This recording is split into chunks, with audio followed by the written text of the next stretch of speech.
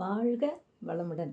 இந்த 2025ஆம் ஆண்டு உங்களுக்கு வெற்றியின் ஆண்டாய் இருக்கும் மாறப்போகிறது. இதுவரை நான் தோல்விய சந்திச்சிருக்கேன். இல்ல எனக்கு நான் ஜெயிக்கல.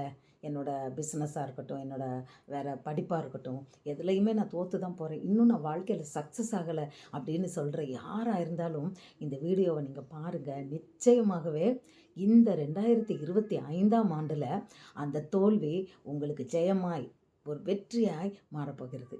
எப்படி அப்படின்னு சொன்னா, இப்போ வெற்றி, தோல்வி அப்படின்னு சொல்றது ஆப்போசிட்டு அப்படின்னு வேர்டுன்னு சொல்லலாம். அது படிக்கும்போது வேணா ஆப்போசிட்டாக இருக்கலாம். வெற்றி அதுக்கு ஆப்போசிட்டு தோல்வி இல்லையா? இல்லை தோல்விக்கு ஆப்போசிட்டு வெற்றி. ஆனால் நம்ம வாழ்க்கையில் வெற்றிக்கு தோல்வி தான் படிக்கட்டு.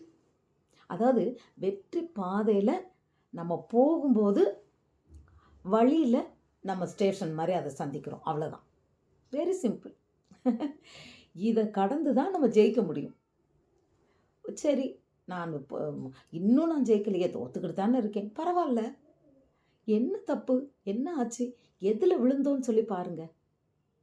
எதனால இதை அனலைஸ் பண்ணணும். இப்போ ஒரு முறை நம்ம தோத்தோன்னு, இப்போ பரீட்சை பசங்க எழுதுவாங்க. அந்த நீட் எழுதுறதா இருக்கட்டும், இல்லை மற்ற எழுதுறதா இருக்கட்டும். அப்போது தோல்வி அடைஞ்ச ஒரு கவர்மெண்ட் எக்ஸாம் எழுதுவாங்க. அப்போ முதல்ல தோத்த உடனே அவங்க என்ன பண்ணுவாங்கன்னா, அனலைஸ் பண்ணுவாங்க. என்ன காரணம்? நம்ம எதுலெல்லாம் மிஸ்டேக் பண்ணியிருக்கோம் அப்படின்றத அவங்க அதை அனலைஸ் பண்ணுவாங்க. அதுபோல் நம்ம தோத்ததில், நம்ம ஒரு காரியத்தில் நம்ம ஜெயிக்கலை, இது தோத்துருச்சு. சரி, அப்போ என்ன தப்பு நடந்தது? What are the reasons?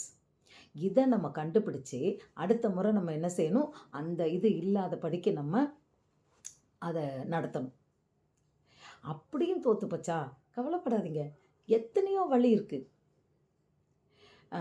அதாவது நம்ம போகிறது தப்பு, இல்லை இது நமக்கு வராது, இது வேண்டாம் அப்படின்னு நம்ம விட்டுட்டோம்னா ஜெயிக்க முடியாது. அதனால தான் ஜெயிக்கணும் அப்படின்னு சொன்னால் விடாமுயற்சி. நான் ஜெயிச்சிருவேன், நான் ஜெயிச்சு காட்டுவேன்ற தன்னம்பிக்கை, விடாமுயற்சி, இந்த ரெண்டும் இல்லாதவங்க நிச்சயமாக ஜெயிக்க முடியாது.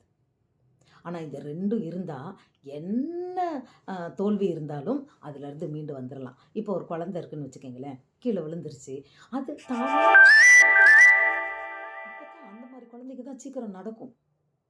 கீழே விழுந்துட்டு நம்மளை யாருனாலும் தூக்குவாங்களான்னு படுத்து கிடக்கிற பிள்ளைங்க சீக்கிரம் நடக்காது.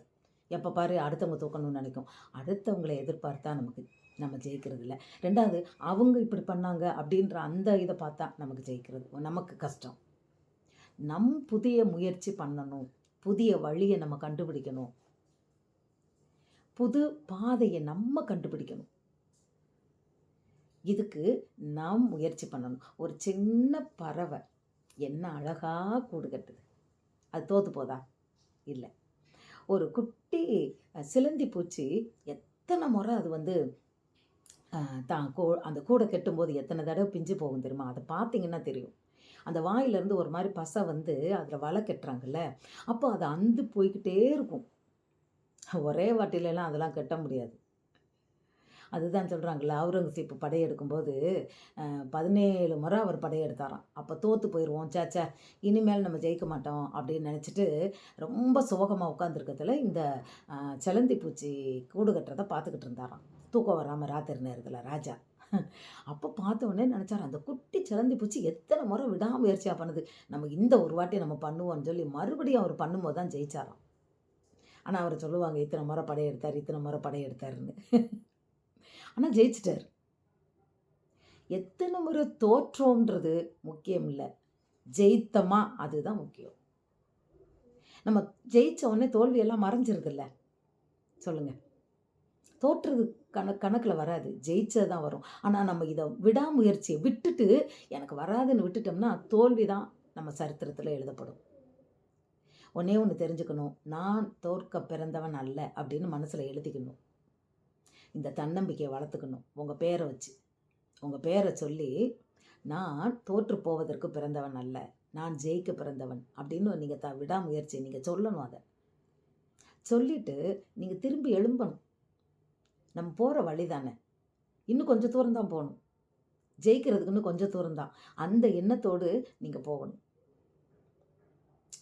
ஆபிரகாம் லிங்கம் குழந்தையில அவர் ஸ்கூலில் படிக்கும்போது அவங்க டீச்சர் கூப்பிட்டு அவ்வளோ அவங்க அம்மாவை திட்டினாங்களாம். ஆனால் அதே குழந்தை பாருங்க ஒரு நாட்டின் ஜனாதிபதியாக வந்து ஜெயிச்சது. எப்படி ஜெயிச்சது பாருங்க. இப்போது உலகத்தில் இந்த கண்டுபிடிப்பெல்லாம் இருக்குல்ல, கரண்ட்டு கண்டுபிடிச்சது, பல்பு கண்டுபிடிச்சது, இன்னும் சில விஞ்ஞானிகள் சேட்டலைட்டு கண்டுபிடிச்சது, அந்த செயற்கைக்கோள் இதெல்லாம் கண்டுபிடிச்சது.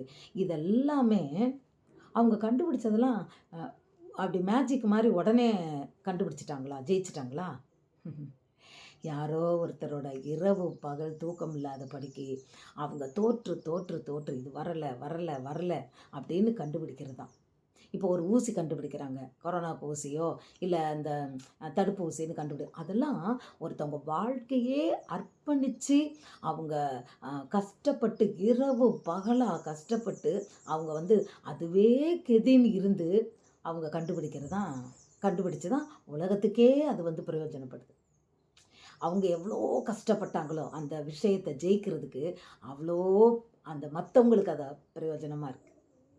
அவங்களுக்கு ஒரு வெற்றி.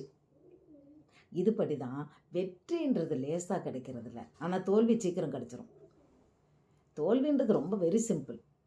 படிக்கலைன்னா பிள்ளை ஃபெயில் ஆகிற அவ்வளோதான். இதில் என்ன அதிசயம் இருக்குது?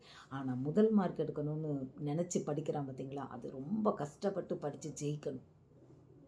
டிஎன்பிஎஸ்சி பரீட்சை கூட எழுதிக்கிட்டே இருப்பாங்க. அந்த எழுதின உடனே அவங்களுக்கு தெரியும், பரீட்சை எழுதி தோற்றுறாங்கன்னா அப்போ அடுத்து என்ன எழுதணும், நம்ம எதனால் தோற்றோம், இந்த காரணத்தை கண்டுபிடிக்கணும்.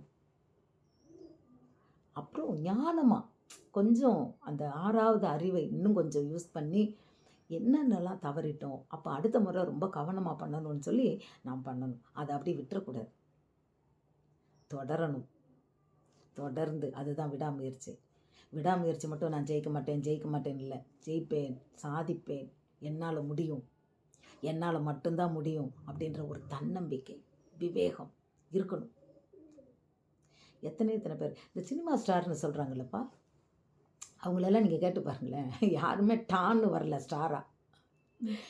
பல விதமான கதவுகளை தட்டி கேவலப்பட்டு நீ எல்லாம் ஏன் வந்தன்ற மாதிரி சொல்லி அவங்களாம் என்ன சொல்கிறது, போயா அப்படின்றது மாதிரியெல்லாம் உதாசீனம் பண்ணி எல்லா அவமானங்களையும் தாண்டி திருப்பி திருப்பி திருப்பி திருப்பி வந்து அவங்க விடாமுயற்சியில் இந்த ஸ்டூடியோ இல்லைன்னா அந்த ஸ்டூடியோ, அது இல்லைன்னா இது, சின்ன திரை இல்லைன்னா பெரிய திரை இல்லைன்னா இதில் போவோம் சொல்லி கொஞ்சம் கொஞ்சமாக அவங்க விடாமுயற்சி பண்ணி தான் ஒவ்வொருத்தர் வந்திருக்காங்க. அவங்கெல்லாம் ஸ்டார்ஸ். அப்போ அந்த அந்த பாயிண்ட்டை அடையிறதுக்கு முன்னாடி வர்றதெல்லாம் ஒரு வழி, அவ்வளோதான்.